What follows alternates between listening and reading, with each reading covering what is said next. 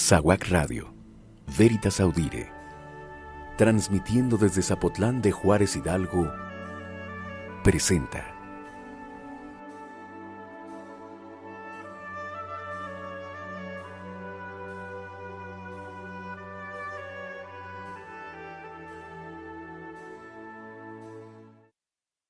Oración para el fin de semana, 20º domingo del tiempo ordinario.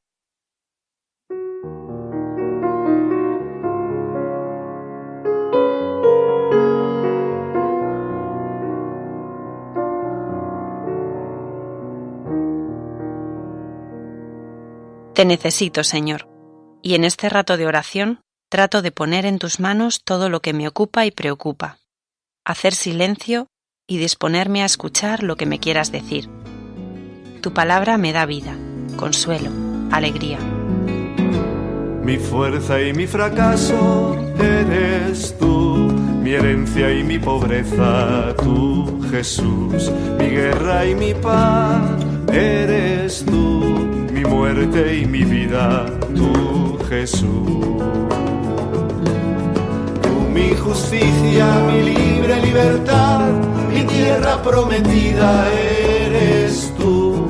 Tú, mi justicia, mi libre libertad, mi tierra prometida, tú, Jesús. Palabra de mis gritos eres tú, silencio de mi espera, tú, Jesús.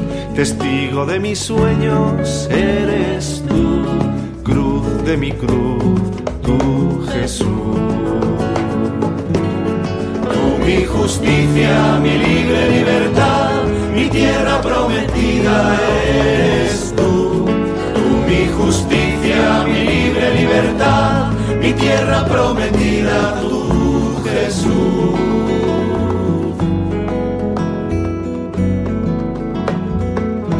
Causa de mi amargura eres tú, perdón de mi egoísmo, tú, Jesús.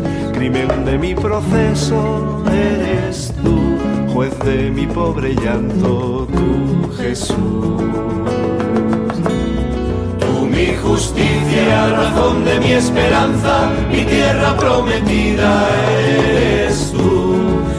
Mi justicia, razón de mi esperanza, mi tierra prometida, tú, Jesús.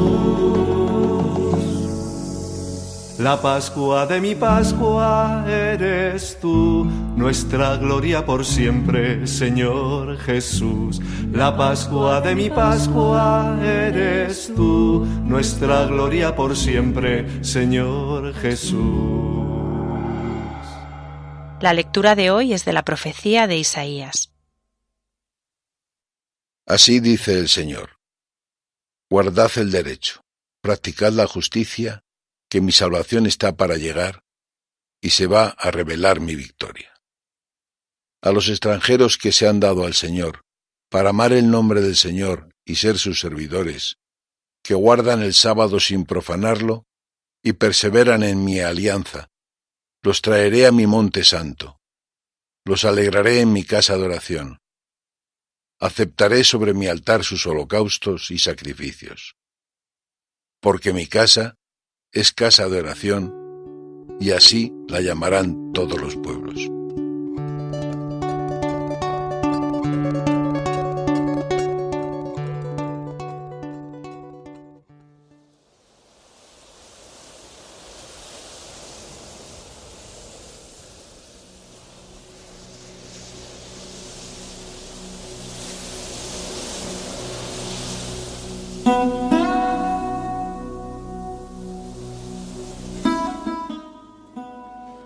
Homilía para el domingo 20 del tiempo ordinario, ciclo A, la salvación universal de Dios. El día de hoy las tres lecturas y hasta el Salmo van en la misma dirección. La salvación universal de Dios. El tema de la apertura a los gentiles fue de suma importancia para la primera comunidad. Muchos cristianos judíos pretendían mantener la pertenencia al judaísmo como la marca y seña de la nueva comunidad, conservando así la fidelidad a la ley. Esta postura originó no pocas discusiones entre los discípulos, y no se vio nada claro hasta pasado casi un siglo de la muerte de Jesús. Por eso, el texto que hemos leído hoy es importantísimo. En el contexto del texto, Mateo relata este episodio inmediatamente después de una violenta discusión de Jesús con los fariseos y letrados acerca de los alimentos que se consideraban puros e impuros. Por eso, seguramente, la retirada a territorio pagano está motivada por esa oposición. Jesús, viendo el aspecto que toman los acontecimientos, prefiere apartarse un tiempo de los lugares donde le estaban vigilando. El relato, pues, entonces pretende romper con los esquemas estereotipados de algunos cristianos que pretendían mantener: judío igual a creyente, extranjero igual a pagano y ateo. Mateo, el evangelista, no pretende satisfacer nuestra curiosidad sobre un acontecimiento más bien anónimo.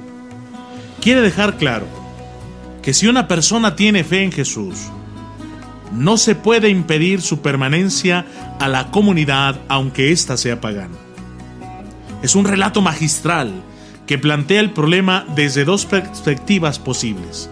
En él se quiere insistir tanto en la actividad abierta de los cristianos como la necesidad de que los paganos vivieran unas disposiciones adecuadas de reconocimiento y humildad.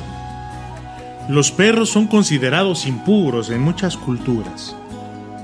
La idea que nosotros tenemos de hiena es lo que más se aproxima a la idea de perro inmundo. Pero hay una gran diferencia entre los perros salvajes y los de compañía, que son considerados como familia. A esta diferencia se aferra la mujer para salir airosa. Jesús no podía prescindir de los prejuicios que el pueblo judío arrastraba. Jesús tenía motivos para no hacer caso a la cananea. Pero nos encontramos con un Jesús dispuesto a aprender, incluso de una mujer pagana. Ya en el Antiguo Testamento hay chispazos que nos indican esa apertura total por parte de Dios a todo aquel que busca con sinceridad su presencia. La primera lectura nos lo confirma, cuando dice: a los extranjeros que se han adherido al Señor, les traeré hasta mi monte santo. No cabe duda de que Jesús participaba de la mentalidad general de su pueblo, que hoy podíamos calificar de racista, pero que en tiempo de Moisés fue la única manera de garantizar la supervivencia como pueblo. Gracias a que para Jesús la religión no era una programación, fue capaz de responder vivencialmente ante situaciones nuevas. Su experiencia de Dios y las circunstancias le hicieron ver que solo puede uno estar con Dios si está con el hombre. Las enseñanzas de Jesús no son más que el intento de comunicarnos su experiencia personal de Dios. Pero para poder comunicar una experiencia, primero hay que vivirla. Jesús, como todo un hombre, no tuvo más remedio que aprender de la experiencia. Jesús entonces toma en serio a la mujer cananea, no como los discípulos. El texto litúrgico quiere suavizar la expresión de los discípulos diciendo atiéndela. Pero en griego, apolusón significa también despídela, recházala. Exactamente lo contrario. La respuesta de Jesús, solo me han enviado a las ovejas descarriadas de Israel, no va dirigida a los apóstoles, sino a la cananea. La dureza de la respuesta no desanima a la mujer, sino todo lo contrario. Le hace ver que el atenderla a ella no van en contra de la atención que merecen los suyos. Por ser auténtico y sincero, ese diálogo que se da entre la cananea y Jesús es un diálogo que produce fruto. Jesús aprende y la cananea también aprende. Se produce entonces el milagro del cambio en ambos. Lo que este relato resalta de Jesús es su capacidad de reacción. A pesar de su actitud inicial, sabe cambiar en un instante y descubrir lo que en aquella mujer había de auténtica creyente. Jesús descubre que esa mujer, aparentemente ajena al entorno de Jesús, tiene más confianza en él que los más íntimos que le siguen desde hace tiempo. Jesús es capaz de cambiar su actitud porque la cananea demuestra una sensibilidad mayor que la que muestra Jesús. De ella, Jesús aprende que debía superar sus prejuicios. Aprendió que hay que proteger ante todo a los débiles, una idea de lo femenino maternal. Le sorprendió la confianza absoluta que en él tenía la mujer, otro valor femenino. Lo que más maravilla en el relato es la capacidad de Jesús de aceptar, es decir, hacer suyos los valores femeninos que descubre en aquella mujer. Jesús descubre su ánima y la integra, la hace presente. La mujer va a representar entonces aquí a todos los que sufren por el dolor de un ser querido. La profunda relación entre ambas impide delimitar dónde empieza el problema de la hija, dónde empieza el problema de la madre. La madre es también parte del problema. De hecho, le dice, socórreme, no socórrela. La enfermedad de la hija no es ajena a la actitud de la madre. Curar a la madre supone curar a la hija. La enfermedad de la hija nos hace pensar en problemas de relación materno-filial.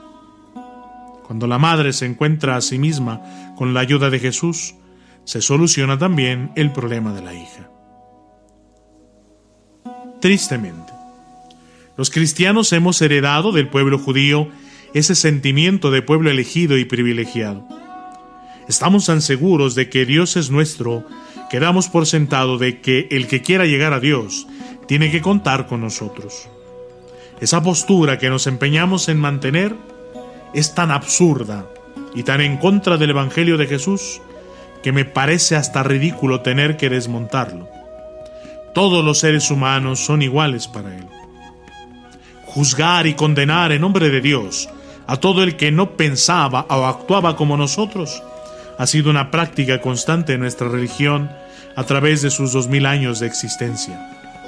Va siendo hora de que admitamos los tremendos errores cometidos por actuar de esta manera. Debemos reconocer que Dios nos ama a todos, no por lo que somos, sino por lo que Él es. Esta simple verdad bastaría para desmantelar todas nuestras pretensiones de superioridad y, como consecuencia, todo atisbo de intolerancia y rechazo.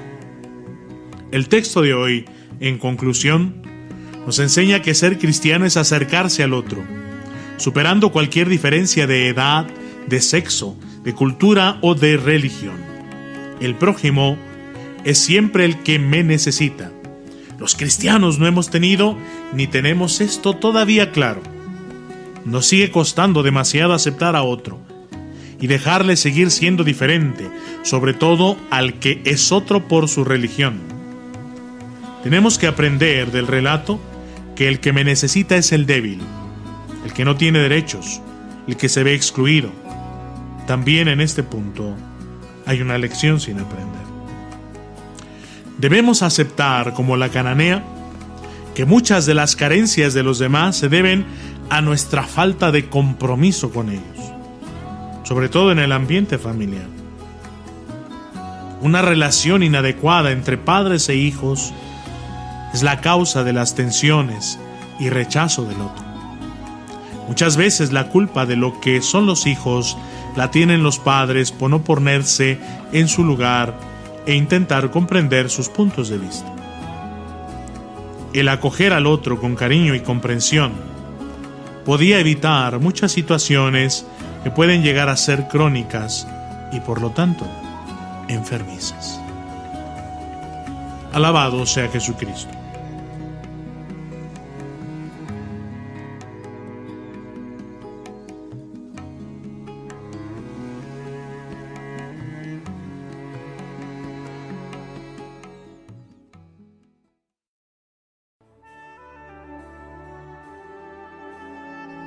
SAWAC Radio, Veritas Audire, transmitiendo desde Zapotlán de Juárez Hidalgo, presentó.